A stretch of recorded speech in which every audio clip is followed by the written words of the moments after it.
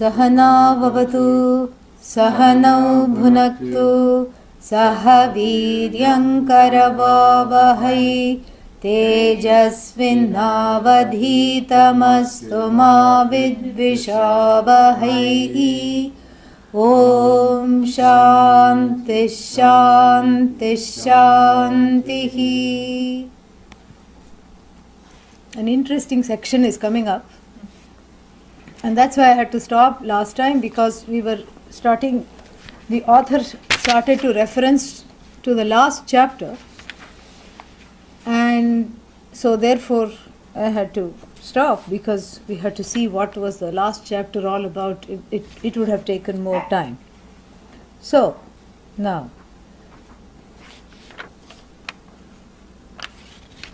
number 18 and 19 we will chant together. Mahattamam viraktau tu vidyanande tadiritam evam kshantau tathau darye krodhalobha nivaranat. Yadyat sukham bhavet tattat brahmaiva prapibimbanat vrittishvantarmukha swasya nirvignam pratibimbanam. Very interesting. What it is saying here is that it references the chapter 14 verses 24 to 33. If people want to go back and look at that later, I'm just telling. Chapter 14 is Vidyanande Brahmananda. How any kind of learning, the joy derived from learning is really the joy that is belonging to, guess who? Brahman. Yeah, to self. Yeah, to the subject, not the object of the study. Correct? Including Vedanta. There is a certain joy in learning Vedanta. Other than the joy that it brings out the subject joy, there is also the joy learning Vedanta, learning Sanskrit. There is a joy, and the 14th chapter says all knowledge joy is really your own joy. Correct? And so verses 22 to 34, yeah, verses 22 to 34 are not, you are not missing anything by him referencing that, because I had already summarized what those verses contain in a previous class. In fact, we began this whole chapter by referencing those verses. Those verses talk about the Ananda Mimamsa in the Taittiriya Upanishad. The comparative stages of Ananda, starting with a young fellow who is the ideal type of human Ananda, the vast possible, the greatest possible joy that one can derive in a human avatara was discussed. And that is a young person who is like a king, basically, owns everything and also enjoys a wonderful temperament. Then later on in these verses, there is a trajectory of how this kingly person lives, and then how the knower of Brahman also lives. And in certain respects, the two are the same. And it's a very nice set of verses. First, Swami Vidyaranya intrigues us by saying that the two are one and the same, kind of. How are the two one and the same? The king, this ideal type human Ananda wielder, this kingly type person who owns everything and who is everything, and then the knower of Brahman. How are they the same? Because, like a rich person tends to be contented. Why? Because they have a lot of objects around them. And being completely ignorant of being ignorant of the self, there is a certain bliss. Ignorance is not bliss, but ignorance of ignorance is definitely blissful. Okay? It's because one doesn't know it is before all the difficulties come in the way. And so the person is only counting the pelf, the power, the knowledge, and the being able, that overlordship over the kingdom, etc., and is deriving great joy. So to that king, if you say, here is a chocolate, That king is not going to be, thrilled with you. Oh, thank you so much. I was waiting for this chocolate, because in that person's, palace, there will be a full, if the king likes chocolates, there will be 3 storehouses filled with chocolates. There will be a treasury of chocolate. Nothing will be denied to him. And similarly, even when he was growing up, all he had to do was look here and there, and 5 servants would come and say, what do you want, baby prince, what do you want, what can we get you, how can you stop you from crying. So this is how it would be. So therefore he is kind of satisfied. How is he satisfied? Only he is satiated, not satisfied. This is what Vidyaranya talks about, a certain satiety, a satiation, because of having everything up to here. There's nothing he lacks. If you are wanting the worldly things, everything is already there. But then, so what about the Brahmavit? Brahmavit also doesn't lack anything, correct? The Brahmavit is also contented, not satiated, but contented. And in the very next verse, true in the Vidyaranya Swami style, he negates that. And he says, this is just a surface level similarity, folks, because if you look underneath, what is there is great distress. There is misery in the king's accumulation, because the accumulation always is done with, with misery, lot of effort, strife, and lot of disappointment. Somebody said, if you make the first million, the next million is easy. It's not about making the first million, it's about keeping it, Yeah. So somebody said that, but so much difficulty in making money is not easy. So that difficulty here is called misery, dukkham. There is misery in the accumulation of the king and anxiety in its loss. And both those, the one who is a Brahmavit, the knower of Brahman, is freed of both of those things. Freed of the misery and freed of the anxiety as well. And in another respect, they are very different, And what is that obvious respect? The obvious respect is that, the king is dependent upon a number of factors for his desires to come true. A whole lot of factors.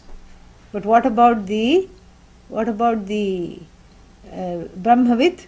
Brahmavit is solely dependent on oneself alone. The factors have nothing to do with this person, nothing at all. And so this is how it is very nicely described in these chapters. And it's saying that, you want to be a Karma Deva? Who is a Karma Deva? I told you, a lower rung celestial who brings chai for other celestial. That's all. Higher rung celestials, he's the chai wala, Yeah. Like in the, you have people selling tea. They don't own the tea stall. They are just hired by the people in the tea stall. Usually it's, young boys and young girls sometimes. 14, 15, 16, sometimes as young as 12. And then either they are hired, or the father or the mother or the uncle owns the tea stall. And here, and they're given a little crate with 6 cups. And then they go chaya, all up and down the train, they just keep going. And so it's not that they own the tea stall, they are there to serve some other people. So the Karma Devas, ye karma, ye devan apiyanti. So they please the other higher rung celestials. So this one says that the Swami Vidyaranya says that even this kingly fellow enjoying all the earthly comforts and joys is different from the Brahmavit, because the Brahmavit has no one else to look up to. The Brahmavit is not thinking, I will be now promoted to Parab Brahmavit. Now I am just a Brahmavit. Then after Parab Brahmavit, I will be Para Brahmavit. And then like this, there is nothing to look forward to. Oh, then the Brahmavit must be very depressed, because there is nothing to look forward to. All looking is gone. Not because there is nothing to look forward to in that sense, but there is nothing other than they have reached the highest position without any kind of a striving. And there is nothing other than there is nothing higher than being contented with oneself. This is what the Upanishad says, and this is what here Swami Vidyaranya also talks about. that Shrotriyasya cha kamahatasya, that refrain, that the quietly sitting fellow under the tree is getting the Karma Deva's joy, is getting the Ajana Jana Deva's joy, is getting the Pitru's joy, is getting the joy of the, the all the celestials. But whereas the king sometimes before he lies down to go to sleep is probably feeling a little sad. I don't have the Gandharva's joy. I don't have the, the Chaiwala's, heavenly Chaiwala's joy. I don't have the heavenly, Karma Deva's joy. I don't have the Pitru's joy. All these things, perhaps there is a regret because there's always something else to compare. And even if one feels like I am everything, even Indra has one. Even if you become Indra, Indra also has Prajapati, correct? Brihaspati, Prajapati, all those people are there. And so therefore, thinking, trying to find one's happiness through two particular, now we are coming back to this chapter. I will go back to the last chapter presently. There's one more thing to communicate. But for now, the verses that we chanted, what are they, 18, 19? Mm-hmm. Yeah, 18, verse number 18 is saying that to depend on the joy in two different ways. So now we have studied the Shanta Vritti. What is the Shanta Vritti? Calm. The calm demeanor, not just calm. What does it contain?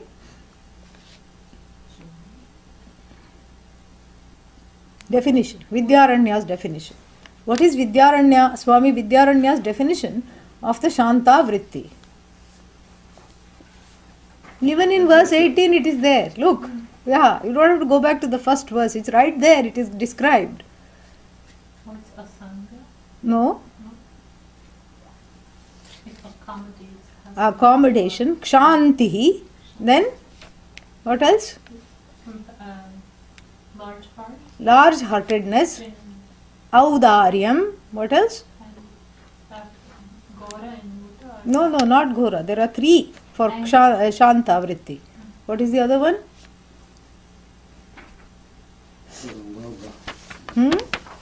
Absence of greed, anger. No, Krodha Lobha Nivaranat, that is this thing. Main thing you are forgetting. Virakti. Oh. Yeah, oh. Oh is correct because that is one thing we cannot forget because the other two, accommodation and the next one, generosity, is all based on Virakti. What is Virakti? Vairagya. Yeah, Vairagya. Yeah. Only after Asanga is the state after Vairagya. You say, I am Asanga. Yeah. Vairagya is a value here. Asanga is the mental condition. After Vairagya has been gained, one becomes Asanga. So, because without Vairagya, if you try to become Asanga, what will happen? There will be detachment, dissociation. That is why. So, there will be a sense of dissociation. So, Vairagyam, Kshantihi, Audaryam. These are the three, main things of the Shanta Vritti. Correct?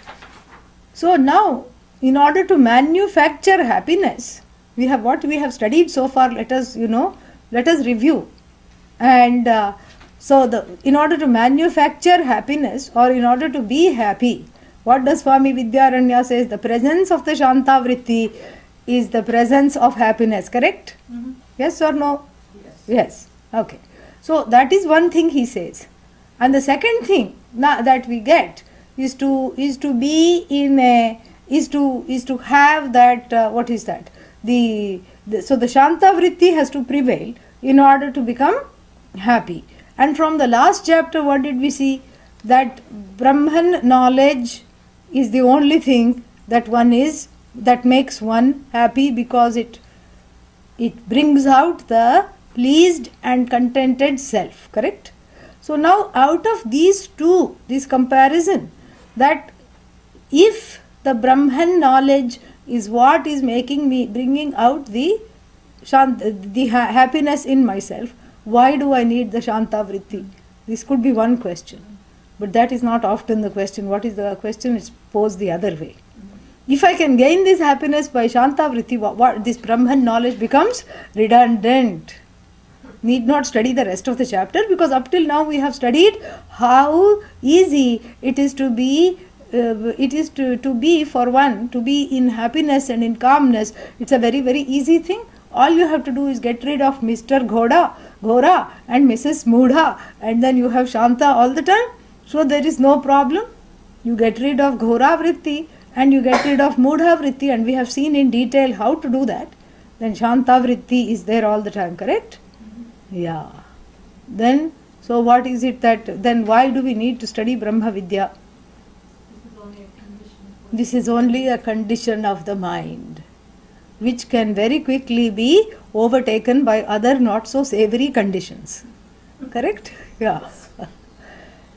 So the Shanta Vritti to maintain is not easy. Why? Because one is surrounded by Ghoras and Moodhas. That's what one thinks anyway. If these other people were not there, I would be totally happy. So Shanta Vritti is not easy to maintain. You know, how are you going to maintain that? Because just now you said it's a state of the mind. A state of the mind means the mind has its own mind. Okay, you are vigilant, you are meditating, and you keep Shanta predominantly. Correct? But still what happens? It fluctuates.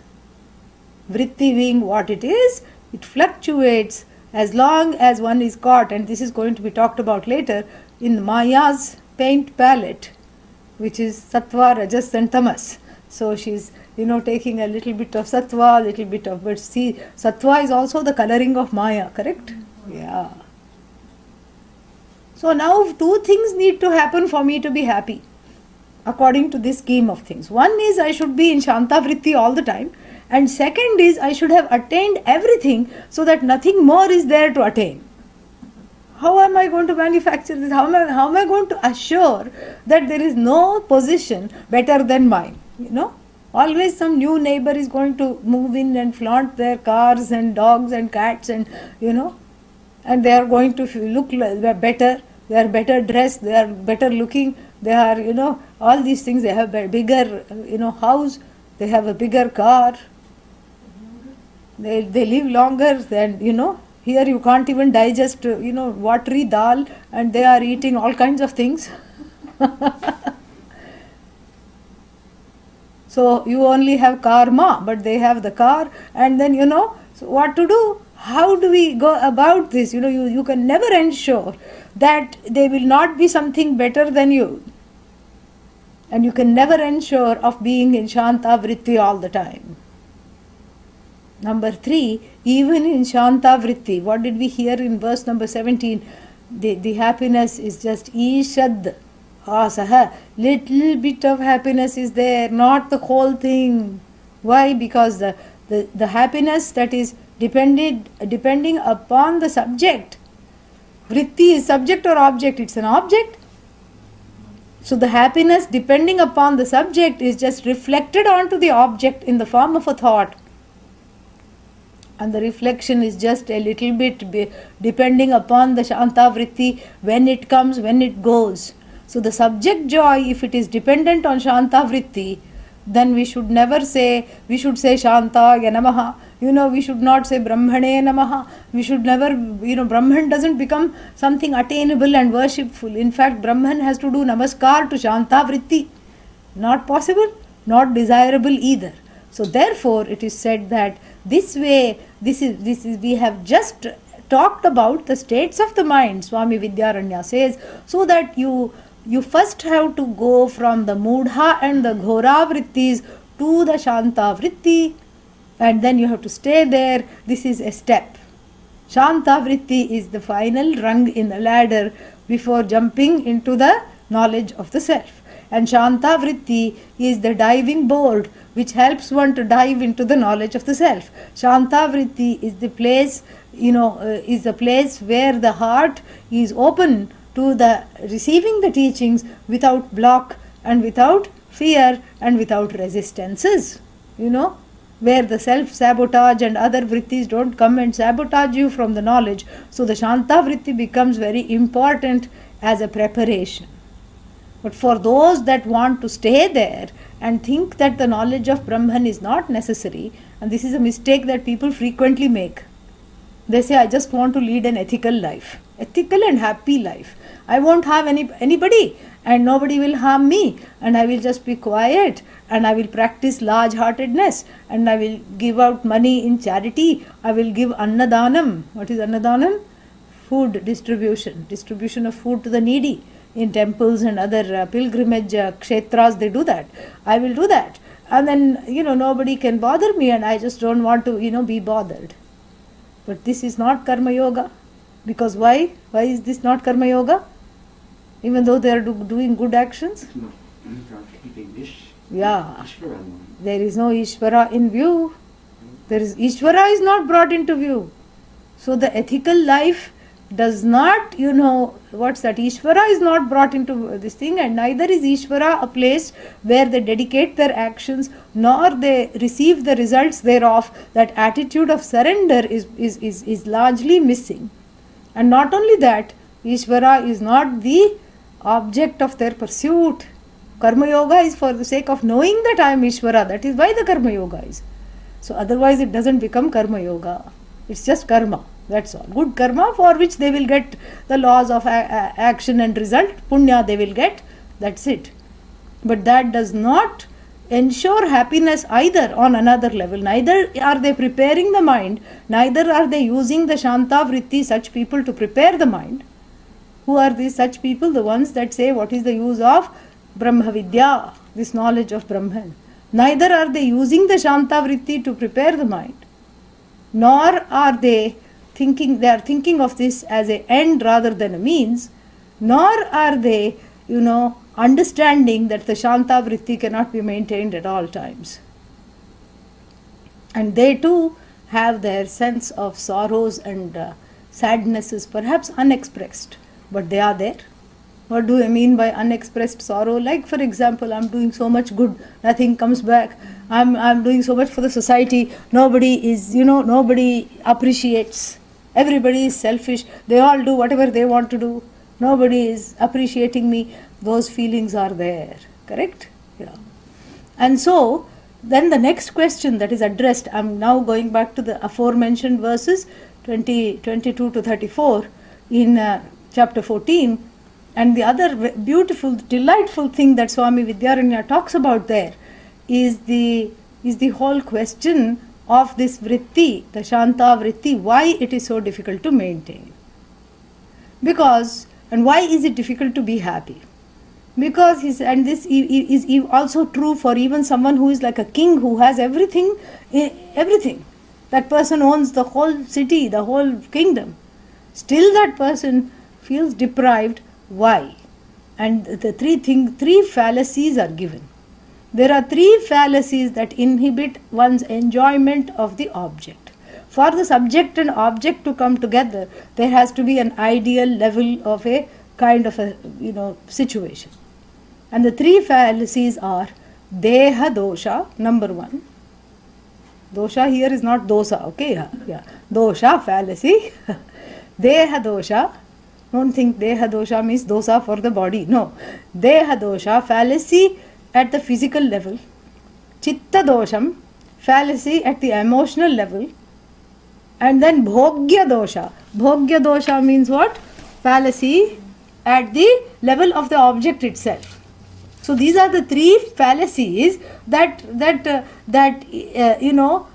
interfere the subject uniting with the object, which is the only source of joy that one finds.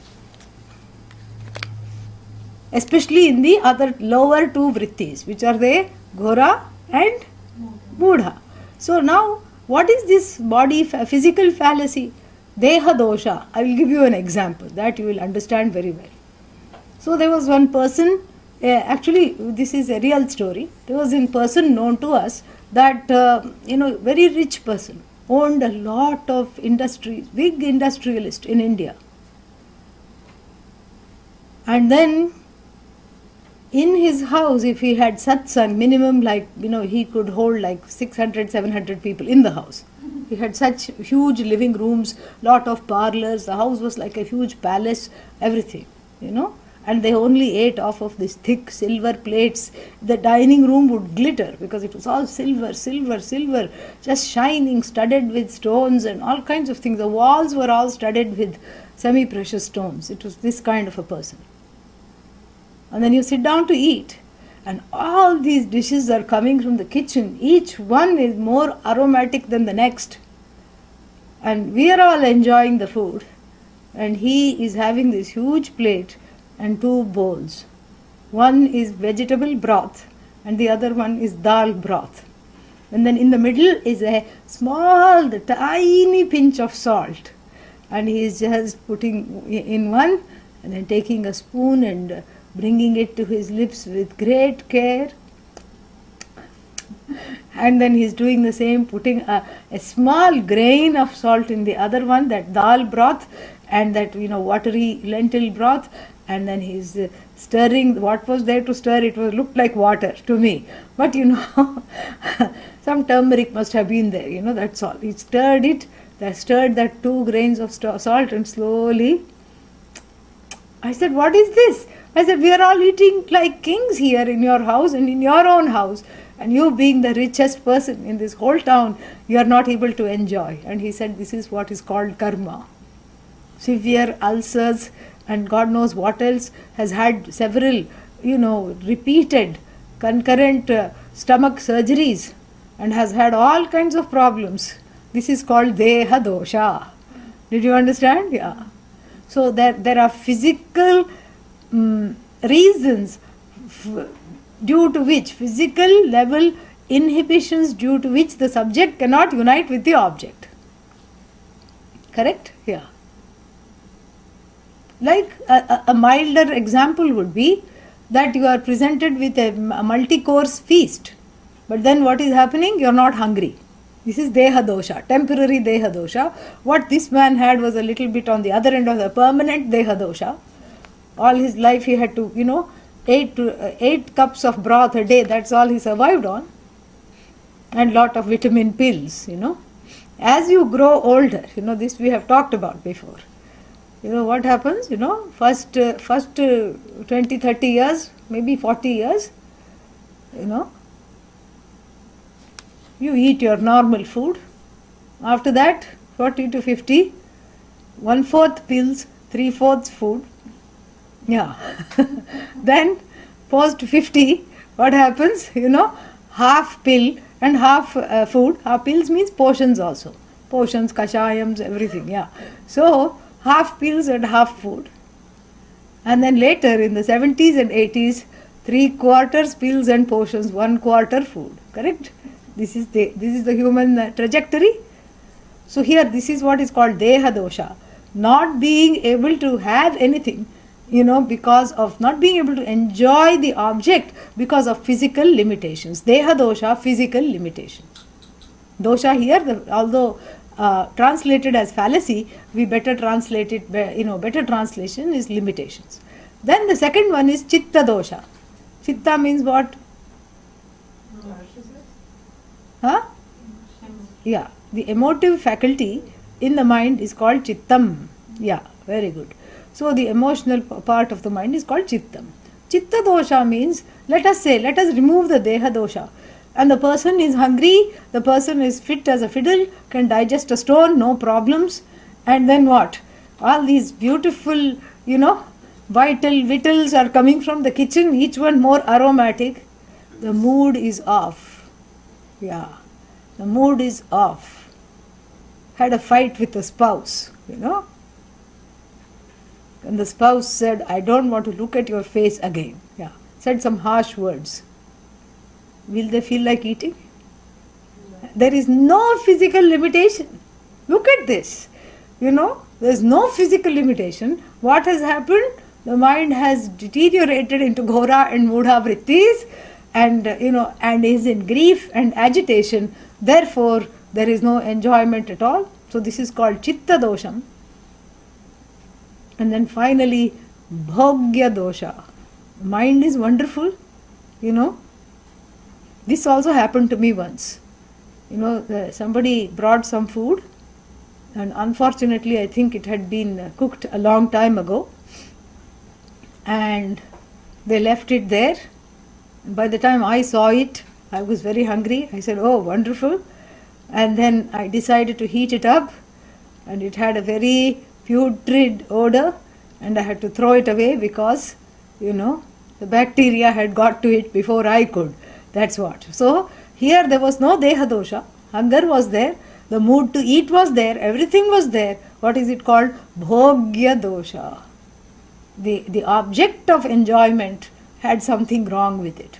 So you see, so many things have to conspire to come together, to for the Shanta Vritti to abide. And even in the Shanta Vritti, there is Ishad, the Spuranam of the happiness. There is a slight Spuranam, there is a slight manifestation of the happiness. So everything has to be proper, the mood has to be proper, the body has to be proper, the object of enjoyment has to be available and has to be free of limitations. All these things have to come together for that happiness to be enjoyed. So you see, there's such a difficult thing to even fulfill one desire, let alone many desires. In the 20s, that's what happens. The person feels, I can fulfill everything I want. And by the 50s, one stops wanting. That's the thing, One stops wanting because one understands how difficult it is to fulfill even one single desire. So therefore, Swami Vidyaranya gives us a homework, gives us a little bit of a homework here. And what is the homework? He says you forget on trying to depend on the vrittis to get your happiness. Shanta vritti is important because A, it keeps you from complaining. It makes you more popular with the loved ones.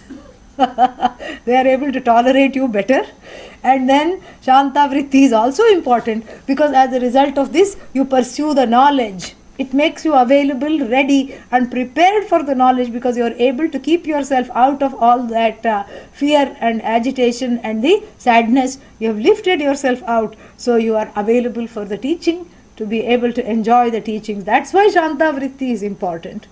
But if you make the mistake of depending upon the Shanta vritti for happiness, you will not get anywhere. It's like just going back to the same old, because the Shanta vritti is impossible to maintain because it is immediately overtaken by Ghora and Mudha at the slightest opportunity. It is overtaken by Ghora and Mudha.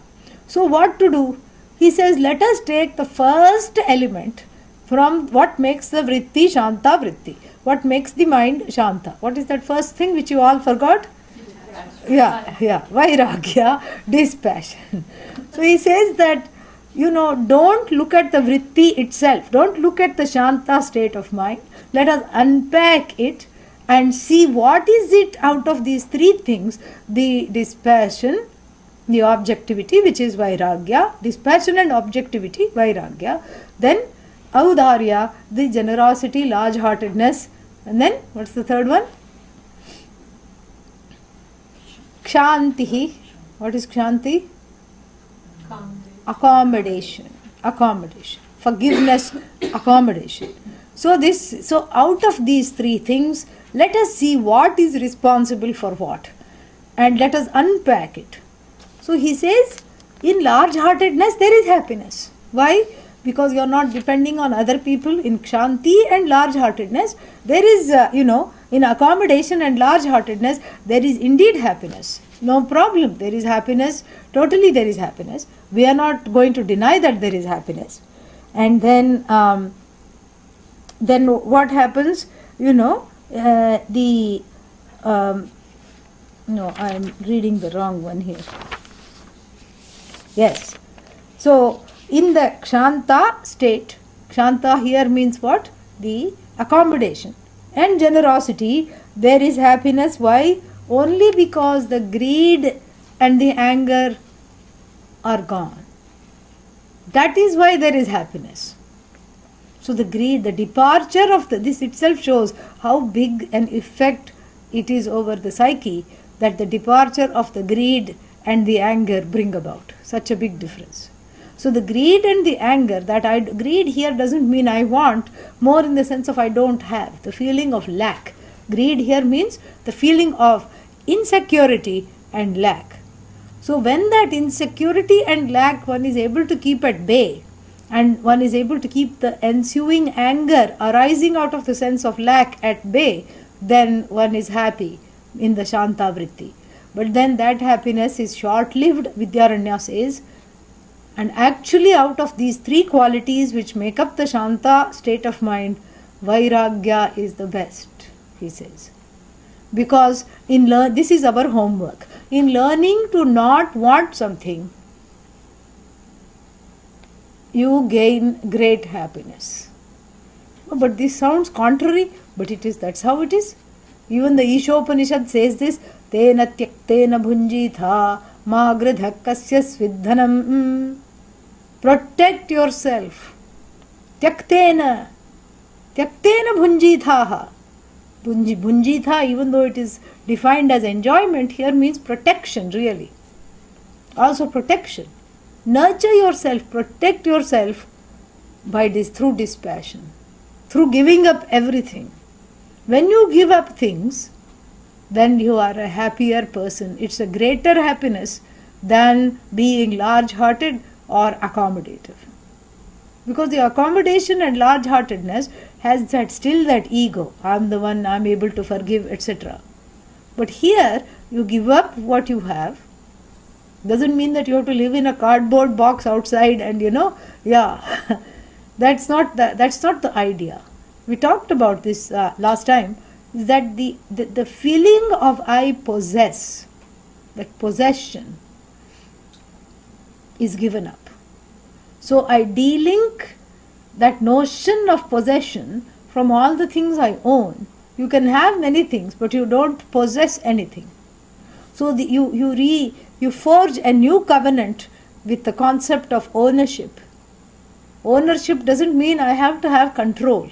That is where the link is cut. That I enjoy a semblance of control over everything that I want and have and own. And that is the greatest recipe for sorrow. If you want to have, sorrow recipe, how to become instantly sad, start controlling things. Yeah. This is what happens. So here, virakti means absence of control. And so forging a new relationship with all the things that I have. And he's going to teach us a meditation also later on. Kind of a open eye meditation, which I'm going to give away right now because it is pertinent. So what does he say? He says, look, he doesn't say this, I'm forging some of the things from what he says. He says, look, let us just look at, can you get into the place of being able to look at the things that you have objectively, without reaction, without despair, without getting into despair, and without finding fault with it. You look at the room and immediately what's the thought comes? I have to clean. I'm not clean. I'm not swept. I'm not mopped.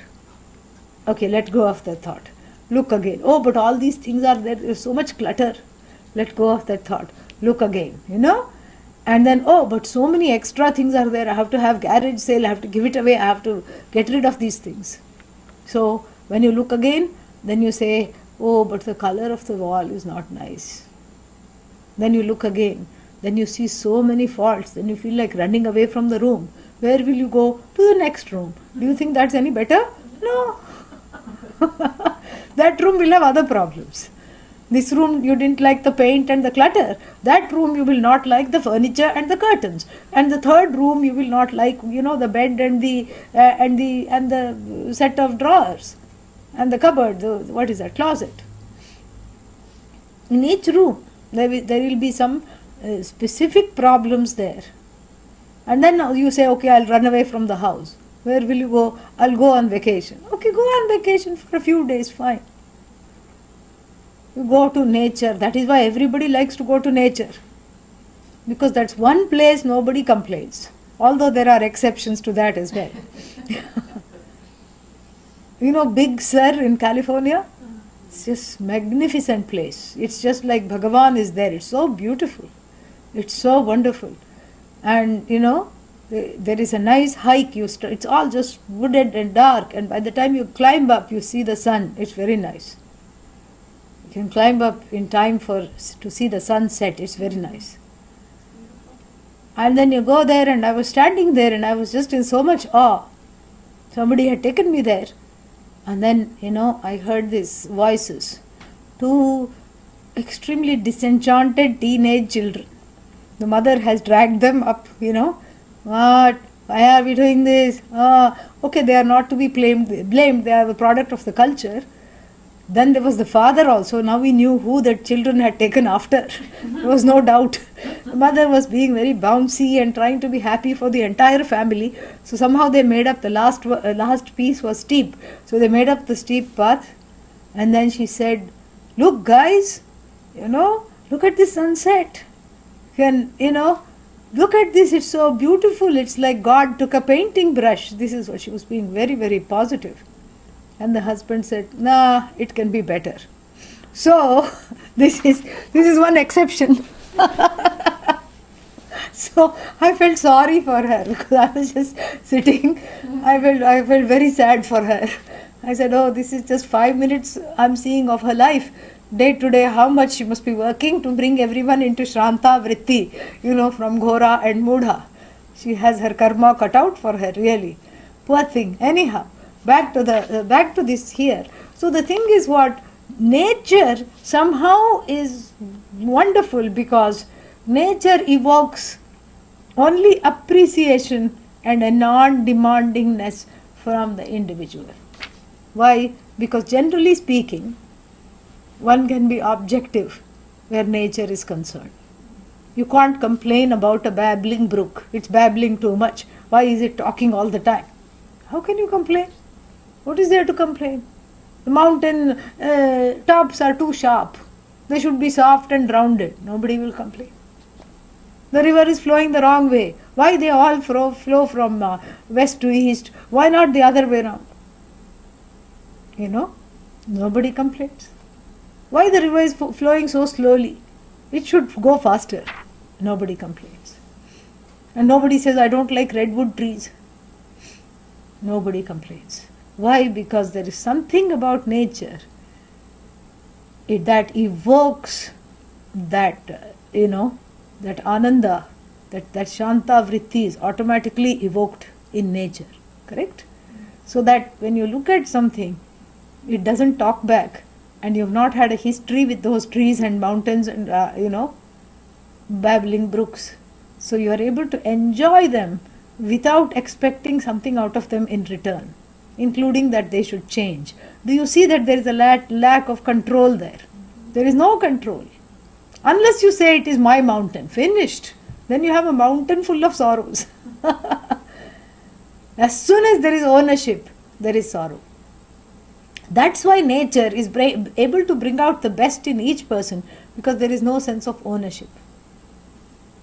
It is, even though it is privatized, unfortunately, when you go there, you go to a state park, you go somewhere and then everybody is enjoying. If you go camping, everybody is having a tent just like you right there and it's all very nice.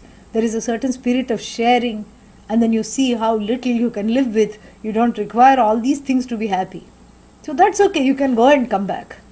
Go to nature, come back. Then along with you coming back, what else comes back? The judgment. Yeah, the judgment and the non-appreciation. Judgment, control and non-appreciation comes back to, after the vacation. That means what? It had not gone. Yeah. So Swami Vidyaranya is going to say later, train yourself to be non-judgmental even in your own house. Even in your own place, train yourself to have this vairagya. And this non-judgmentalness is nothing but vairagya. Train yourself to enjoy the things without possessing or hanging on to them. Because those objects will give you greater joy, because it's not because the joy is based on the objects, it's based on your outlook. So if you are not responsible for those things, you have no problem being happy. And if you are happy, you are large-hearted naturally. So if you have vairagya, you have large-heartedness and you have what else? Accommodation, forgiveness. And so therefore, vairagya tu tad iritam ananda. That ananda is gained through vairagya. And for that you don't have to go sit in a tree and renounce the world. You renounce your own world while sitting in the world. Yeah. You renounce your own world of objects. Actually, you're not renouncing the objects. What are you renouncing? Your way of controlling them. That is what the poor objects, what do? You're renouncing the meanness, you're renouncing the minus, you're renouncing you should be otherwise, then only I can enjoy. Because the room is as inanimate as the water flowing, correct? Both are inert. The room is inert, the water is also inert. But why does the room evoke so much negative emotions? Because you have no room to accommodate the room inside you as it is. So what if it is cracked? So what if the paint is of a different color? You are not able to accept it. But if you go to somebody else's house, you don't bring a can of paint, Why? Why did you bring a can of paint? Because we cannot sit and socialize unless I change this color and I don't like it. You don't do that. So this itself shows that out of the three things which make up the Shanta Vritti, the Vairagya has to be cultivated. And the Vairagya is also that which makes one, which makes one ready for the teachings. Now, next one. Yadyad sukham bhavet tattad brahmaiva pratibimbanat. So, anything that is an object of happiness is nothing but Brahman, the reflection of Brahman in the mind, which makes one happy. Okay? And vrittishu antharmukhasu asya nirvignam pratibimbanam. So when what happens is that when one doesn't have a subjective value of things, ownership and control is because there is subjectivity. Subjectivity means there is no vairagya, objectivity. So when the subjective value for things has been, removed, then what happens? Nirvignam pratibimbanam, the happiness is seen unobstructed. One enjoys the happiness that is Brahman, that is oneself, without any problems at all. And then so this is why one has to keep in mind the Shanta Vritti. Okay.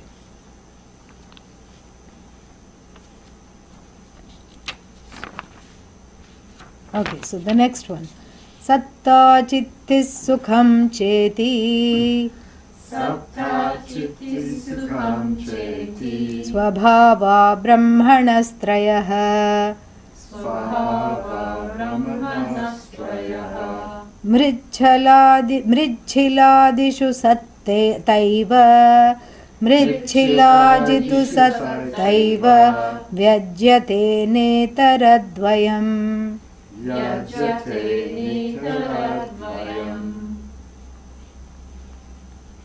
Okay, this also we have done.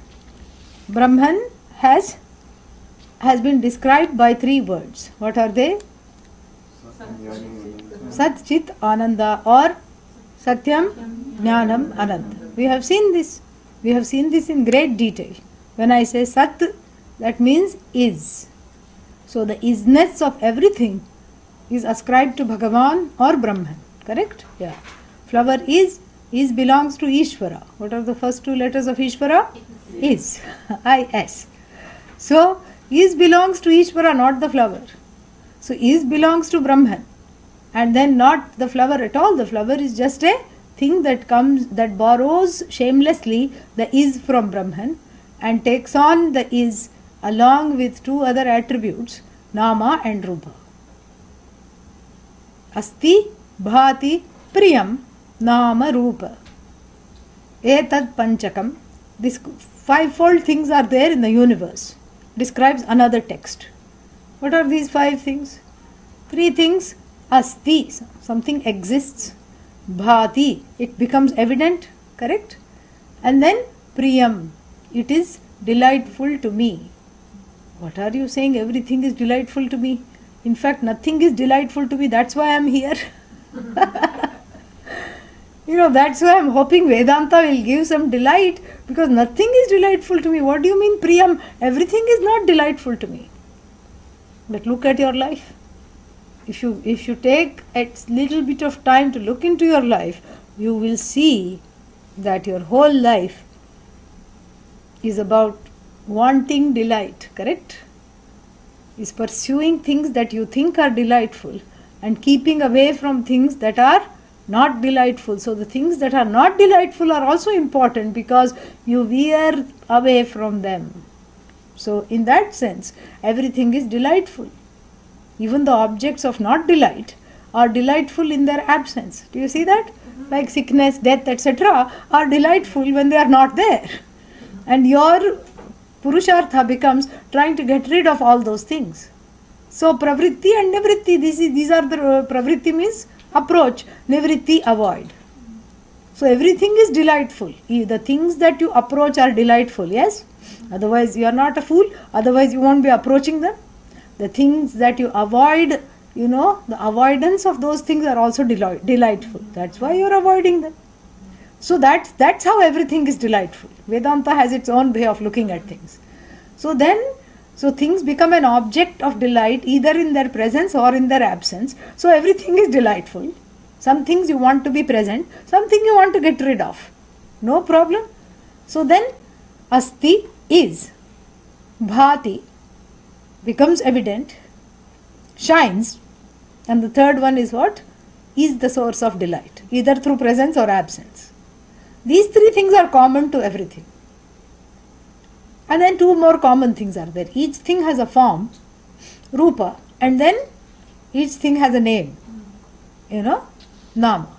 Everything has a name, and if supposing something is discovered that doesn't have a name, the scientist will quickly put his name, Even God particle is named after Higgin and this Dr. Bose, Higgin Boson.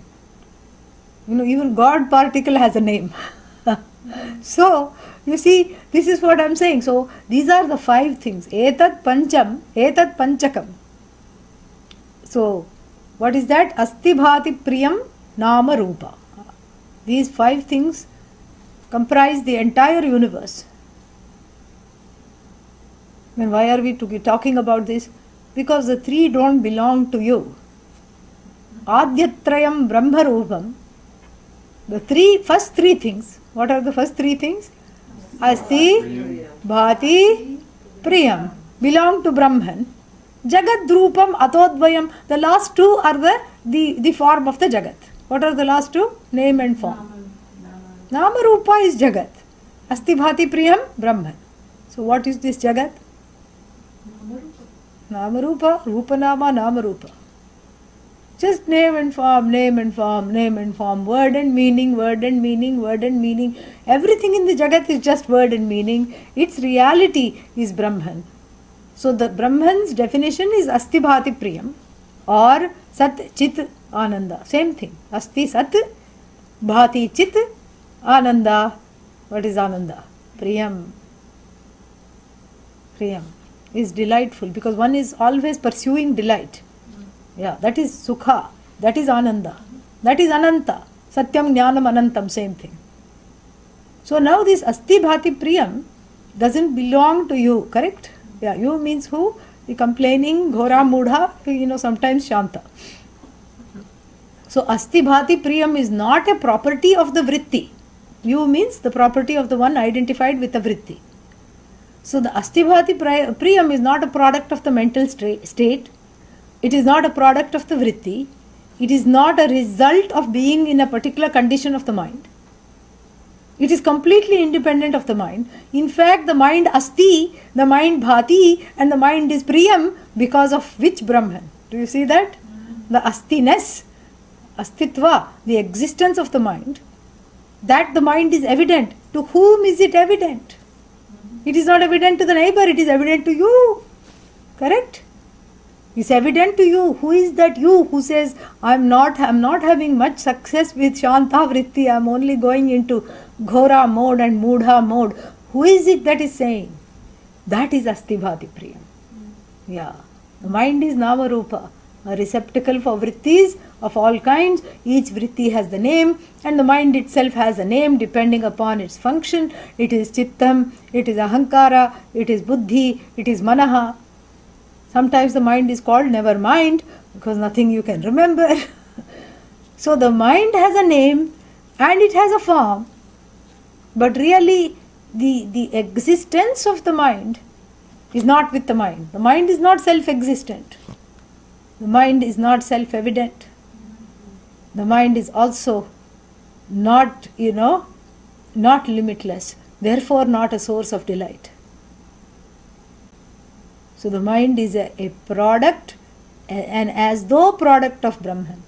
It's a superimposition upon Brahman, along with its full of nameless and named vrittis. Just like the snake is aropita. Where is the snake aropita? On the rope. Where else? Yeah.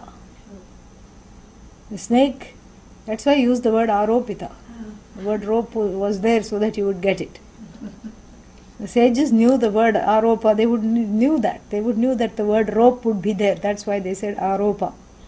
Superimposition. It's an as though superimposition. Just like the flower is a superimposition as it were on Brahman.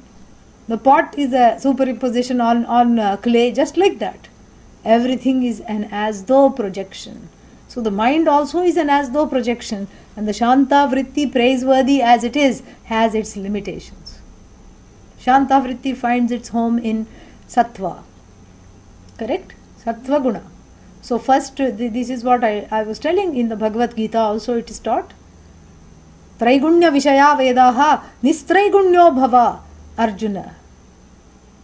The whole Veda is full of is caught in these three gunas. You transcend the gunas. How to transcend the gunas? Nirdvandvo Nitya Sattvasthaha. You be always in Sattva. And this is what we were also told, be in Shanta mode. The more you are in Shanta mode, you can tap into that subject joy, which you were previously mistaking to be the object joy. Now, my friends, time has come to graduate out of the Shanta mode. Yes. The Sattva quality is like the stick of Harishchandra. What is Harishchandra? Who is Harishchandra? King known for truth speaking. Even now, very famous. In some family, if somebody is objecting, why are you lying so much? The other person will quickly say in India, since when did you become Harishchandra? So that famous he is. So I've talked about this story many times, so I'm not going to go deep into it. But Harishchandra had to, because of certain force of circumstances, lose his kingdom. Because he would not tell a lie, he would not, use nefarious means. He had to lose his kingdom. And he had to lose everything. And the only job he could get was a Chandala, funeral ground keeper. And this Chandala had the job of making sure that the bodies are pushed into the fire so that they burn. Like I said, the dead body is, releases all kinds of gases and it looks like it gets up from the fire. It is not getting up. It's just the gases being released. And so you have to take a stick and push it into the fire and make sure that it is burnt down completely. It is consumed. This is in the ancient times when they didn't have electric crematoriums and all that. Then what happens? After he pushed the body into the fire, what would you do with a stick? What would he do with a stick? Toss the stick also into the fire. Why? Because the job of the stick is done. So up till now we have relied on Sattva Guna to bring out the Shanta Vritti so that one can be in the Shanta state for the knowledge to take place and to be able to gain a better enjoyment of life. Now we are being urged. Swami Vidyaranya is saying, you can throw the Sattva also. When Asti Bhati Priyam is you, and in fact Sattva depends on you, you can toss the Sattva as well. Toss doesn't mean suddenly I start getting angry. That's not the idea. I don't have a subjective attachment to the Sattvic quality. And I learn to look at that also objectively. That is what tossing means. That I'm able to be objective about that as well. Before, to run away from these two vrittis, you had to catch, where was the shore? The shore from this riptide and this undercurrent of Ghora, Mudha vrittis was the Sattva. That was the rock that you had to cling on to. But now you are going on to higher ground. You need not cling on this rock at all. So the rock, just like Harishchandra's stick, is tossed away. You are no longer seeing that as a prop. And the more you understand this, the more less that becomes a prop. How that is so, we shall see tomorrow. Om Purnamadah Purnamidam Purnat Purnamudachyate Purnasya Purnamadaya Purnamevavashishyate Om Shanti Shanti Shanti Harihi Om Shri Gurubhyo Namaha Harihi Om. Any questions? I have a question regarding Chittam. I always thought Chit was consciousness, so is there a Chittam is different than Chit. Okay. Yeah. Sat Chit Ananda, that's why this is Chittam. It's a contextual meaning.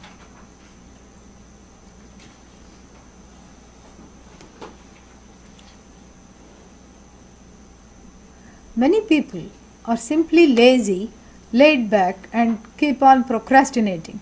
Is this due to karma, which is enabling them to be in inaction, or simply because they are exercising their free will to be lazy, or is it a bit of both? I think it's a bit of both. Yeah. Karmically challenged, perhaps, we don't know. So, but that is just an explanation, not an excuse, correct? You cannot go your whole life and say, I'm karmically challenged, when God has given you the free will to do something about that challenge. So new karmas can be created. Even if you say I have bad karma, you can take care of it through prayer, through rituals, through all kinds of things. So that's not an excuse. So I would say little bit of both. Can we say that the Jagat is a projection of Brahman? Please say that. Yes. Yeah. I'm very happy when you say that. There is no Jagat other than a projection of Brahman. Om.